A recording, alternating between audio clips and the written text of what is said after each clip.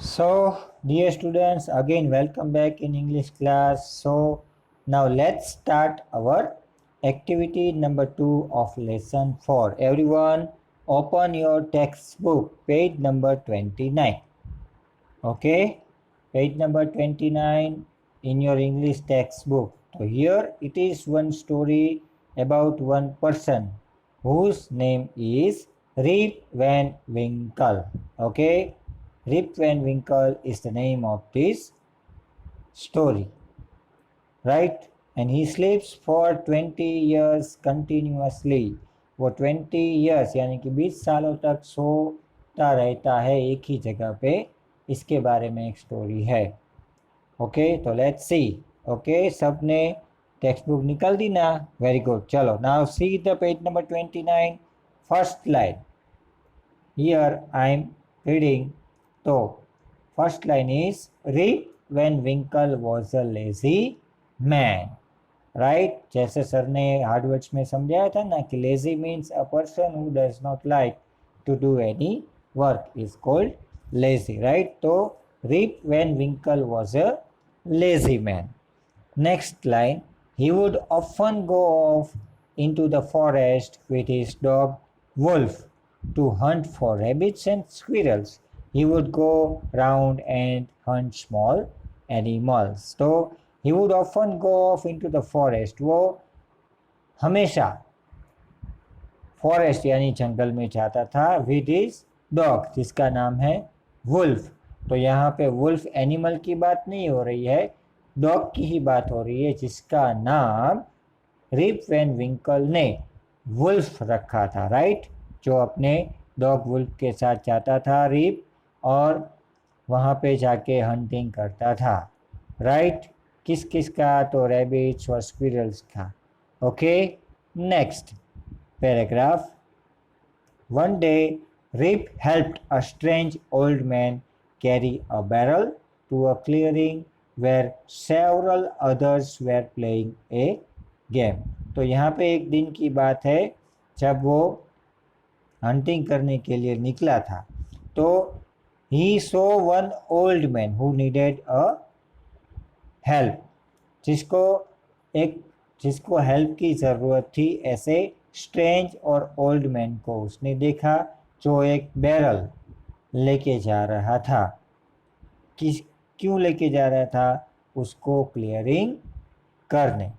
Right, तो rib ने वहाँ देखा और उसको हेल्प किया इस बैरल को क्लीन करने में.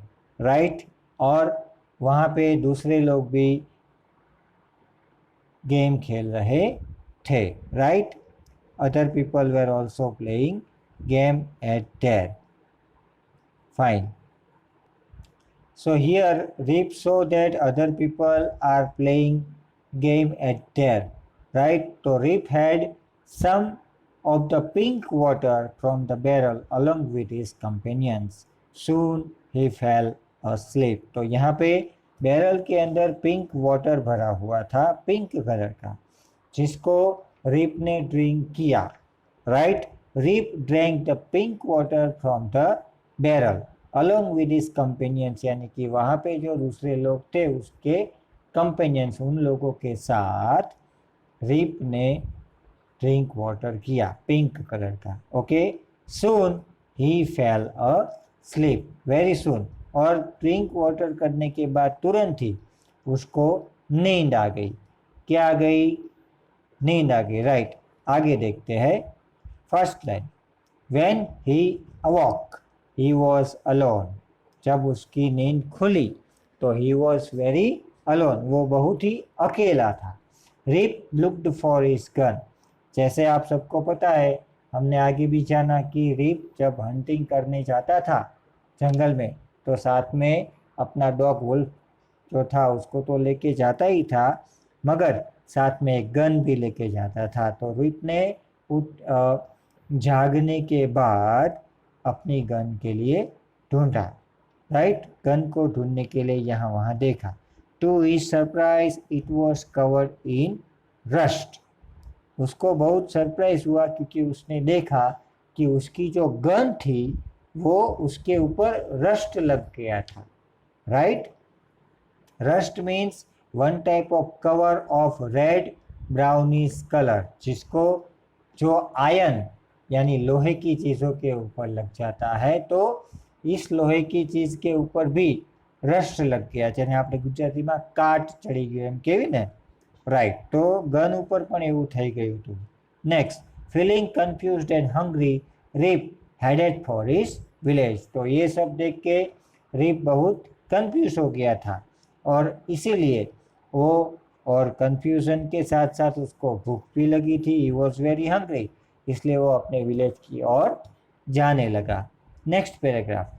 When he reached there, people gathered around him, staring at his tattered clothes and long grey beard. Right? तो जब वो अपने घर गया, अपने विलेज में पहुंचा, तो बहुत सारे लोग उसके आजू बाजू में इकट्ठा हो गए और उसको देखने लगे और उसके जो टैटर क्लॉथ्स यानी ओल्ड एंड टॉर्न क्लॉथ्स, पुराने और टूटे हुए क्लॉथ्स को भी देखने लगे और उसकी बियर्ड जो ग्रे कलर की हो गई थी. Okay, next paragraph. Rip saw a young woman who looked like his wife. तो ऐसे ही सभी विलेजर्स जो रिप को देख रहे थे तो उसमें से रिप ने एक गर्ल को देखा, एक वुमन को देखा जो उसकी वाइफ के जैसे ही लग रही थी. He asked her who she was. तो रिप ने उस वुमन को पूछा कि तुम कौन हो. आगे. She told him her name and said that her father had left the house 20 years ago with his dog and had never been seen again. उस वुमन ने कहा कि मेरे पापा 20 years पहले हम सबको छोड़ के चले गए थे अपने डॉग के साथ और वापस कभी आए नहीं. समझ में आया ना सबको? Okay, next. I'm your father, cried Rip joyfully and told them all how he had been asleep for the last 20 years. तो रिप ने उस वुमन जो उसकी डॉटर थी उसको सब पूरा इंसिडेंट कहा कि कैसे वो पिंक वाटर पीने के बाद 20 इयर्स तक सोता ही रहा. राइट, 20 इयर्स तक वो ऐसे ही सोता रहा, इसलिए वो वापिस आ पाया नहीं. समझ में आया? इसलिए लेसन का नेम है व्हाट टाइम इज इट. क्या टाइम हुआ है. Now let's see the exercise which is below the activity number 2. Exercise A, fill in the details. तो यहाँ पे हमें 2 बॉक्स दिए गए हैं. नंबर 1 में है नेम ऑफ द कैरेक्टर और नंबर 2 बॉक्स में है व्हाट ही और सी डिड, उसने क्या किया. तो टेक्स्ट बुक में 3 कैरेक्टर्स दिए गए हैं. 1 नंबर है रिप वैन विंकल, तो उसको हम बाजू के बॉक्स में देखते हैं. 1 नंबर में जो है ना रिप वैन विंकल, उसके बारे में हम देखते हैं. तो रिप वैन विंकल, तो उसने क्या किया था और क्या करता था वो. ही हंटेड स्मॉल एनिमल्स. ओके, सबको लिखना है इन योर टेक्स्ट बुक कि वो छोटे छोटे एनिमल्स का शिकार करता था. दूसरा नंबर है जिसमें हम लिखेंगे एन ओल्ड मैन. राइट, तो उसके बारे में हम लिखेंगे he had a barrel of pink water. Old man के पास पिंक वाटर्स, पिंक कलर के waters, pink water, old man के पास एक बैरल था जिसके अंदर वाटर था और उस वाटर का कलर पिंक था. राइट. नंबर 3 में हम लिखेंगे विलेजर्स और उसके बारे में हम डिस्क्रिप्शन में लिखेंगे they were surprise to see Rip. Okay, तो ये सभी विलेजर्स रिप को देख के बहुत सरप्राइज हो गए थे. Right. So this was the exercise fill in the blanks. So here is another exercise. Imagine you are Rip Van Winkle. Tell your story to the class. Right, but this is not possible right now. Activity 2 में B question है वो अभी possible नहीं है क्योंकि अभी हम school नहीं आ रहे। हम जब स्कूल आएंगे तब हम इसके बारे में डिस्कशन करेंगे। Okay, now turn the page, take the page number 3030, activity number 3. Okay, so dear students, this is activity number 3, page number 3030.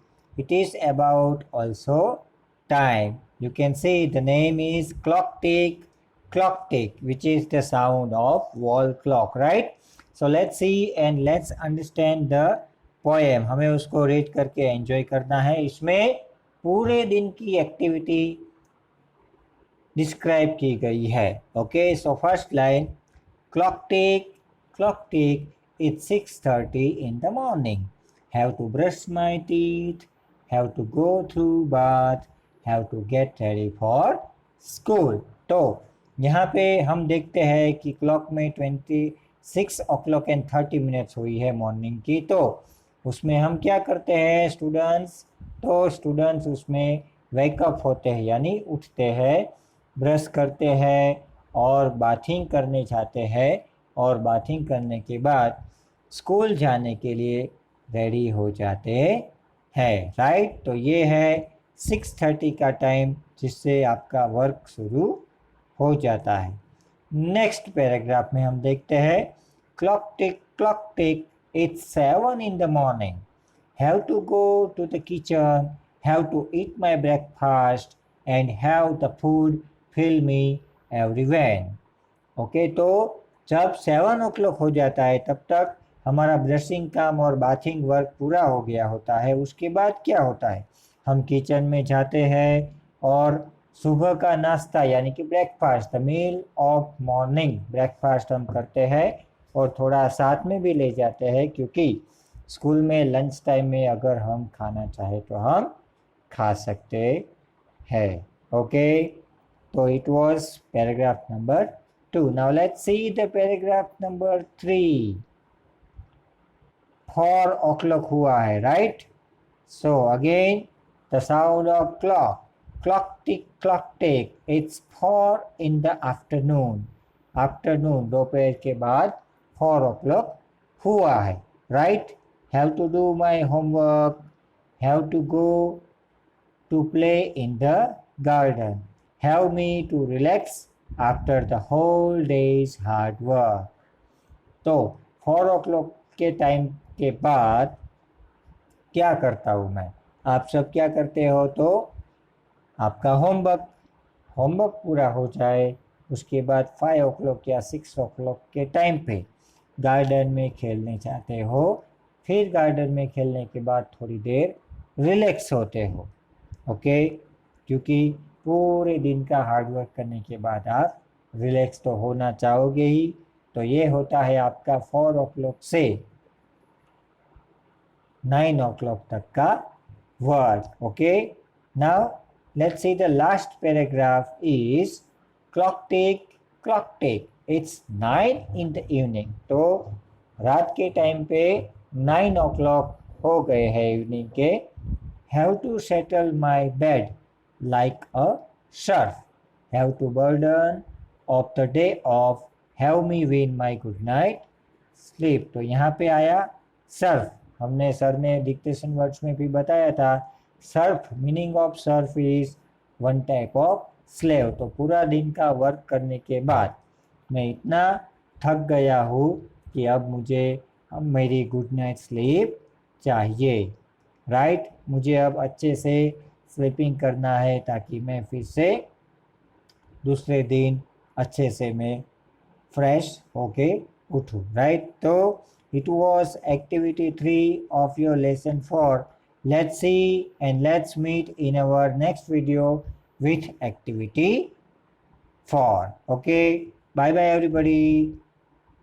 And you have to write the exercise of activity 2, page number 29 in your textbook without fail with good handwriting. Okay, bye bye everybody.